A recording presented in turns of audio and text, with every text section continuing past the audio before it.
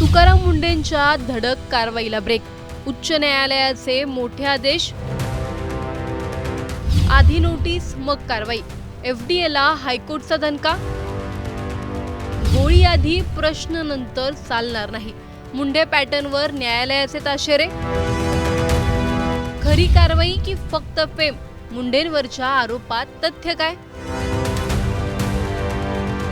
अन्न आणि औषध प्रशासनाचे आयुक्त तुकाराम मुंढे यांच्या धडक कारवायांनी गेल्या काही महिन्यात राज्यभरातील हॉटेल्स, मिठाईची दुकाने आणि डेअरी चालकांमध्ये खळबळ उडवली होती. नियमभंग करणाऱ्यांवर कठोर कारवाई करत अनेक आस्थापनांचे परवाने निलंबित करण्यात आले. मात्र या मुंढे पॅटर्नलाच मुंबई उच्च न्यायालयाने मोठा ब्रेक लावला आहे. किरकोळ त्रुटींसाठी थेट परवाना रद्द करणे योग्य नाही. आधी सुधारणा करण्याची संधी देणं बंधनकारक आहे, असं स्पष्ट करत न्यायालयाने एफडीएच्या कार्यपद्धतीवरच गंभीर प्रश्न उपस्थित केले आहेत. नेमकं न्यायालयाने काय म्हटलं आणि याचा पुढे काय परिणाम होणार आहे, सविस्तर जाणून घेणार आहोत या व्हिडिओमधून. व्हिडिओ शेवटपर्यंत नक्की पहा आणि टाइम्स नाऊ मराठीच्या यूट्यूब, इंस्टाग्राम आणि फेसबुक पेजला फॉलो करायला विसरू नका. अन्न आणि औषध प्रशासनाचे आयुक्त तुकाराम मुंढे यांनी पदभार स्वीकारल्यानंतर राज्यभरात अन्न भेसळ आणि अस्वच्छतेविरोधात मोठ्या प्रमाणावर कारवाया सुरू केल्या. नामांकित हॉटेल्स, मिठाईची दुकाने, डेअरी, दूध प्रक्रिया प्रकल्प आणि खाद्य व्यवसायांवर सातत्याने छापे टाकण्यात आले. या कारवायांमध्ये अनेक आस्थापनांचे परवाने निलंबित करण्यात आले, तर काही ठिकाणी व्यवसायही बंद करण्यात आला. प्रत्येक कारवाईनंतर संबंधित आस्थापनातील त्रुटींची माहिती आणि छायाचित्रेही सार्वजनिक करण्यात येत होती. परंतु या कारवायांपैकी अनेकांवर मुंबई उच्च न्यायालयाने गंभीर आक्षेप घेतला आहे. मुंबई, नागपूर आणि छत्रपती संभाजीनगर या तिन्ही खंडपीठांनी गेल्या महिनाभरात अनेक प्रकरणांमध्ये एफडीएच्या आदेशांना स्थगिती दिली किंवा ते रद्द केले. न्यायालयाने स्पष्ट शब्दात सांगितलं की कायदा सर्वप्रथम सुधारणा करण्याची संधी देतो, शिक्षा करण्याची घाई करण्याची परवानगी देत नाही. अन्न सुरक्षा आणि मानके कायद्यातील कलम 32 नुसार कोणत्याही आस्थापनात त्रुटी आढळल्यास संबंधित अधिकाऱ्याने सर्वप्रथम लेखी सुधारणा नोटीस द्यावी लागते. या नोटीसमध्ये कोणती चूक आहे, ती कशी दुरुस्त करायची आणि त्यासाठी किती वेळ दिला आहे हे स्पष्टपणे नमूद करणं आवश्यक असतं. साधारणपणे 14 दिवसांची मुदत दिल्यानंतरही नियमांचे पालन न झाल्यासच परवाना निलंबित करण्याची कारवाई करता येते. मात्र न्यायालयाच्या निरीक्षणानुसार अनेक प्रकरणांमध्ये ही प्रक्रिया न पाळता थेट परवाने निलंबित करण्यात आले. यावर न्यायालयाने स्पष्ट शब्दात नाराजी व्यक्त केली. न्यायालयाने असं म्हटलं की फुटलेल्या फरशा, उघडी गटार वाहिनी किंवा स्वच्छतेतील किरकोळ त्रुटी या सार्वजनिक आरोग्याला तात्काळ गंभीर धोका निर्माण करणाऱ्या परिस्थिती मानता येणार नाहीत. अशा कारणांसाठी थेट व्यवसाय बंद करणं कायद्याच्या चौकटीत बसत नाही. नागपूर खंडपीठाने वर्ध्यातील तब्बल 80 वर्ष जुन्या गोरस भंडार प्रकरणातही महत्त्वाचं निरीक्षण नोंदवलं. ताक तयार करण्यासाठी वापरलेला औद्योगिक बर्फ हा आरोग्यासाठी धोकादायक असू शकतो, त्यामुळे त्या उत्पादनावर कारवाई करता येईल. पण दुकानातील इतर किरकोळ त्रुटींमुळे संपूर्ण व्यवसाय बंद करणं योग्य नाहीये, असं न्यायालयाने स्पष्ट केलं. याचप्रमाणे छत्रपती संभाजीनगर खंडपीठाने अनेक डेअरी आणि दूध प्रक्रिया प्रकल्पांच्या परवान्यांवरील निलंबनालाही स्थगिती दिली. सुधारणा नोटीस न देता थेट कारवाई करणं म्हणजे नैसर्गिक न्यायाच्या तत्वांचं उल्लंघन असल्याचं न्यायालयाने नमूद केलं. मुंबईतील एका 4 स्टार हॉटेलचं प्रकरणही तितकंच महत्त्वाचं ठरलंय. स्वयंपाकघरात 2 किडे आढळल्यामुळे एफडीएने त्या हॉटेलचा परवाना निलंबित केला होता. मात्र न्यायालयाने स्वतंत्र समिती नेमून तपासणी केली. समितीच्या अहवालात जवळपास 95% त्रुटी दूर झाल्याचं स्पष्ट झाल्यानंतर हॉटेलचा परवाना पुन्हा सुरू करण्याचे आदेश देण्यात आले. दरम्यान फोर्टमधील प्रसिद्ध पूर्णिमा रेस्टॉरंटच्या सुनावणी दरम्यान न्यायालयाने एफडीएला आणखी कठोर शब्दात फटकारला. न्यायालयाने नियुक्त केलेल्या वकिलांनी मंत्रालय, विधान भवन आणि उच्च न्यायालयाच्या कॅन्टीनची पाहणी केली. या पाहणीत तेथील स्वच्छतेबाबतही अनेक त्रुटी आढळल्याचं समोर आलं. यावर न्यायालयाने थेट प्रश्न उपस्थित केला. जर खासगी हॉटेलवर कारवाई होते तर सरकारी कॅन्टीनवर का नाही? कायद्यासमोर प्रत्येक जण समान आहे, मग सरकारी आणि खासगी संस्थांसाठी वेगवेगळे निकष का? याच वेळी न्यायालयाने अत्यंत मार्मिक टिप्पणी केली. औषध हे आजारापेक्षा भयंकर असू नये आणि आधी गोळी झाडायची आणि नंतर प्रश्न विचारायचे अशी कार्यपद्धती प्रशासनाने थांबवली पाहिजे. या निरीक्षणामुळे आता एफडीएच्या कारवाईच्या पद्धतीवर मोठी चर्चा सुरू झाली आहे. एका बाजूला तुकाराम मुंढे यांच्या कारवाईमुळे अनेक ठिकाणी अस्वच्छता आणि अन्न भेसळीविरोधात मोठी मोहीम उभी राहिली असं समर्थकांचं मत आहे, तर दुसऱ्या बाजूला कायद्याने दिलेली प्रक्रिया डावलून थेट परवाने रद्द करणं योग्य नसल्याचं न्यायालयाने स्पष्ट केल्याने प्रशासनाने कठोर कारवाईसोबत कायदेशीर प्रक्रियेलाही तितकंच महत्त्व द्यायला हवं, हा संदेश या निर्णयातून दिला गेल्याची चर्चा सुरू आहे. आता या निर्णयानंतर एफडीएची पुढील कारवाई कशी असेल, सुधारणा नोटीस देण्याच्या प्रक्रियेत काय बदल होतील आणि आधी निलंबित झालेल्या इतर प्रकरणांवर त्याचा काय परिणाम होईल, याकडे राज्यभरातील हॉटेल व्यावसायिक, डेअरी चालक आणि ग्राहकांचं लक्ष लागलं आहे. तुमच्या मते सार्वजनिक आरोग्याच्या दृष्टीने प्रशासनाने कठोर कारवाई करणे अधिक महत्त्वाचे आहे का, की कोणतीही शिक्षा करण्यापूर्वी प्रत्येकाला सुधारण्याची संधी देणे आवश्यक आहे? तुमचं मत आम्हाला कमेंट करून नक्की सांगा.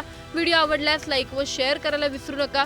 तसंच अशा नवनवीन अपडेट्ससाठी आणि माहितीपूर्ण व्हिडिओजसाठी टाइम्स नाऊ मराठीला नक्की फॉलो करा. तुम्ही खात असलेलं पनीर खरंच अस्सल आहे? महाराष्ट्रात या पनीरवर वर्षभरासाठी बंदी. आता बनावट पनीरवाल्यांची खैर नाही. पनीर नाव ऐकताच पनीर बटर मसाला, मटर पनीर, पनीर टिक्का असे अनेक पदार्थ डोळ्यांसमोर येतात. घरापासून ते हॉटेलपर्यंत, वाढदिवसापासून ते लग्न समारंभापर्यंत पनीर हा अनेकांचा आवडता पदार्थ आहे. पण तुम्ही जे पनीर खाताय ते खरंच दुधापासून बनलेलं असतं का, की त्याच्या नावाखाली तुम्हाला काहीतरी वेगळंच दिलं जातं आहे? ग्राहकांच्या याच प्रश्नाला उत्तर देण्यासाठी महाराष्ट्र सरकारने मोठा निर्णय घेतला आहे. राज्यात आता ॲनालॉग पनीर अर्थात नॉन डेअरी पनीरवर थेट 1 वर्षाची बंदी घालण्यात आली आहे. हा निर्णय नेमका का घेण्यात आला? ॲनालॉग पनीर म्हणजे नेमकं काय? ते आरोग्यासाठी किती धोकादायक आहे? आणि तुम्ही अस्सल आणि बनावट पनीर कसं ओळखणार? जाणून घेऊया या सविस्तर रिपोर्टमधून. त्यासाठी हा व्हिडिओ शेवटपर्यंत पहा आणि टाइम्स नाऊ मराठीला लाईक, फॉलो आणि सबस्क्राईब करा. महाराष्ट्रात अन्न आणि औषध प्रशासनाने भेसळीविरोधात मोठी कारवाई केली आहे. राज्याचे अन्न सुरक्षा आयुक्त तुकाराम मुंढे यांनी ॲनालॉग पनीरच्या उत्पादन, साठवणूक, वाहतूक, विक्री आणि वापरावर पुढील 1 वर्षासाठी बंदी घालण्याचे आदेश दिले आहेत. या निर्णयामुळे राज्यातील hotel, restaurant, cloud kitchen, caterers आणि अन्न व्यवसायाशी संबंधित सर्वांनाच या नियमांचं पालन करावं लागणार आहे. सगळ्यात आधी समजून घेऊया ॲनालॉग पनीर म्हणजे नेमकं काय. हे दिसायला अगदी अस्सल पनीरसारखं असतं, पण ते दुधापासून तयार केलेलं नसतं. त्यामध्ये दुधातील नैसर्गिक फॅटऐवजी स्वस्त वनस्पती तेल, हायड्रोजनेटेड फॅट, स्टार्च आणि इतर दुग्धेतर घटकांचा वापर केला जातो. त्यामुळे हे उत्पादन तयार करण्याचा खर्च खूप कमी येतो. म्हणूनच बाजारात हे पनीर अनेकदा अस्सल पनीरपेक्षा निम्म्या किमतीत विकलं जातं. उदाहरणार्थ, जिथे अस्सल दुधाच्या पनीरची किंमत प्रति किलो 400 रुपये किंवा त्याहून अधिक असते, तिथे ॲनालॉग पनीर फक्त 200 ते 250 रुपयात उपलब्ध होतं. कमी किमतीचा मोह आणि जास्त नफा मिळवण्याच्या उद्देशाने काही ठिकाणी हेच पनीर ग्राहकांना अस्सल पनीर म्हणून दिलं जात असल्याचं प्रशासनाच्या निदर्शनास आलंय. याच कारणामुळे अन्न सुरक्षा आयुक्तांनी कठोर पावलं उचलली आहेत. अन्न सुरक्षा अधिनियम 2006 अंतर्गत हा आदेश लागू करण्यात आलाय. यापुढे ॲनालॉग पनीरला पनीर म्हणून विकणं किंवा ग्राहकांची दिशाभूल करणं हा गंभीर गुन्हा मानला जाणार आहे. या निर्णयाचा सर्वात मोठा परिणाम हॉटेल व्यवसायावर होणार आहे. कोणत्याही हॉटेलमध्ये, रेस्टॉरंटमध्ये, ढाब्यावर, क्लाउड किचनमध्ये किंवा केटरिंग सेवेत ॲनालॉग पनीर वापरण्यास बंदी असेल. नियमांचे उल्लंघन झाल्यास संबंधित उत्पादन जप्त करण्यात येईल आणि कायद्यानुसार दंडात्मक कारवाई होईल. गंभीर प्रकरणांमध्ये तुरुंगवासाचीही तरतूद आहे. पण याचा अर्थ महाराष्ट्रात सर्व प्रकारच्या पनीरवर बंदी नाही आहे. दुधापासून तयार केलेलं आणि अन्न सुरक्षा मानकांचं पालन करणारं नियमित पनीर बाजारात विक्रीसाठी उपलब्ध राहणार आहे. त्यामुळे ग्राहकांनी घाबरण्याचं कारण नाही. पण ग्राहकांनी सावध राहणं तितकंच महत्त्वाचं आहे. मग अस्सल आणि बनावट पनीर ओळखायचं कसं? सर्वात आधी पॅकेटचे लेबल वाचा. त्यावर ॲनालॉग पनीर, ॲनालॉग चीज किंवा नॉन डेअरी प्रॉडक्ट असं लिहिलेलं असेल तर ते दुधाचं पनीर नाही. घटकांच्या यादीत व्हेजिटेबल फॅट, व्हेजिटेबल ऑइल आणि हायड्रोजनेटेड ऑइल लिहिलेलं असेल तरीही ते ॲनालॉग उत्पादन असल्याचं समजावं. अस्सल पनीर ओळखण्याची घरगुती पद्धत कोणती? घरच्या घरीही एक साधी चाचणी करता येते. पनीर हाताने दाबून पहा. अस्सल पनीर सहज तुटतं किंवा त्याचा भुगा होतो, तर ॲनालॉग पनीर रबरासारखं ताणलं जातं आणि चिवट वाटतं. आणखी एक सोपी चाचणी म्हणजे पाण्याची चाचणी. पनीरचा तुकडा स्वच्छ पाण्यात टाका. अस्सल पनीर साधारणपणे खाली बसतं. काही प्रकारचं निकृष्ट किंवा भेसळयुक्त पनीर मात्र तुटू शकतं. अर्धा लिटर दुधापासून किती पनीर तयार होतं? साधारण अर्धा लिटर दुधापासून 100 ते 250 ग्रॅम पनीर तयार होतं.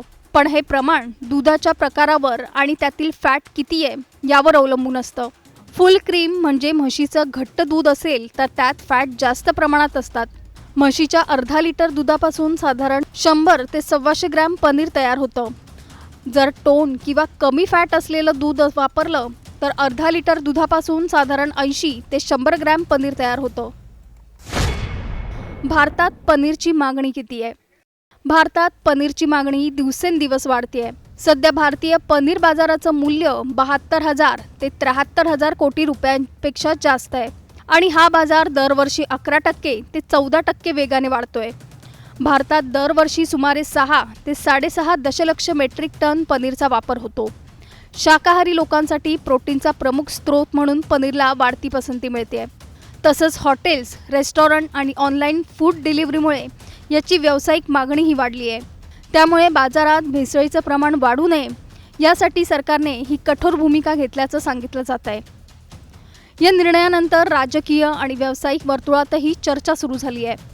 ग्राहकांच्या आरोग्यासाठी हा निर्णय आवश्यक असल्याचं काहींचं मत आहे, तर दुसरीकडे काही व्यावसायिकांनी स्पष्ट नियम आणि जागरूकता वाढवण्यावर अधिक भर द्यायला हवा अशी भूमिका घेतली आहे. एक मात्र निश्चित, आता महाराष्ट्रात बनावट पनीरला कायद्याचा चांगलाच फटका बसणार आहे. त्यामुळे ग्राहकांनीही स्वस्ताच्या मोहात न पडता काय खरेदी करतोय, काय खातोय आणि पॅकेटवर काय लिहिलंय हे काळजीपूर्वक तपासणं अधिक महत्त्वाचं ठरणार आहे. तर आता प्रश्न तुमच्यासाठी, तुम्ही हॉटेलमध्ये किंवा बाजारातून पनीर घेताना त्याचं लेबल, गुणवत्ता आणि घटक तपासता का? ॲनालॉग पनीरवर घालण्यात आलेली ही 1 वर्षाची बंदी ग्राहकांच्या आरोग्यासाठी योग्य निर्णय आहे असं तुम्हाला वाटतं का? तुमचं मत आम्हाला खाली कमेंटमध्ये नक्की सांगा आणि चॅनलला सबस्क्राईब करायला विसरू नका.